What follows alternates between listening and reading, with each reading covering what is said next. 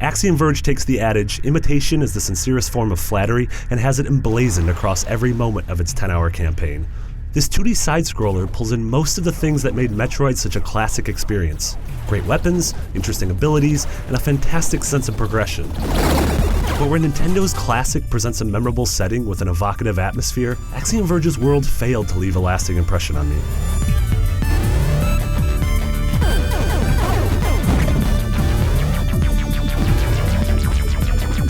The sense of character progression throughout Axiom Verge delivers a lot of satisfaction. You're constantly stumbling upon new powers and abilities that allow you to go back and open up dead ends you passed long ago. And seeing your hero grow from a relatively helpless guy stranded on a strange planet to a demigod with an arsenal that'd make Master Chief jealous is a smoothly rewarding experience. The dozen or so guns that you get all feel very different and have specific uses. This glitch gun is handy for transforming deadly enemies into peaceful platforms, while this little guy can scout out sticky situations while you hang back in safety.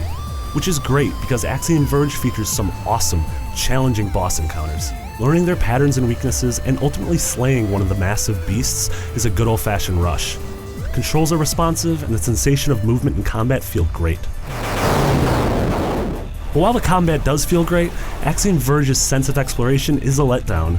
The map unfolds as a hodgepodge of identical squares that never really give you any indication of what you've stumbled across. While I appreciate a game that doesn't hold my hand, without a clear objective, I found myself getting lost far too often. And without a method of fast travel, I spent far too much time wandering back and forth across stretches of the map. One place Axiom Verge fails to learn from the classics is in its world design.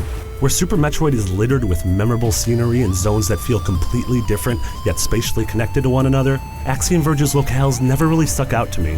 Nothing about the world really felt lived in or had any memorable personality. That goes for the story too. Where Metroid succeeds by delivering its plot purely through environmental storytelling and atmosphere, Axiom Verge often grinds the action to a halt and delivers an exposition dump onto you. The story certainly isn't bad, but I never felt attached to the characters or their problems, so pulling me out of the action ultimately turned into a chore. Despite occasional moments of feeling slightly uncomfortable by how much Axiom Verge feels like Metroid, I still felt compelled to see this journey to the end. The weapons feel great, the character progression is rewarding, and bringing down a massive boss is awesome. While I wish it balanced its lack of mission explanations with its overabundance of exposition, I still really enjoyed my time in this strange yet familiar world. For more on Axiom Verge, stay right here on IGN.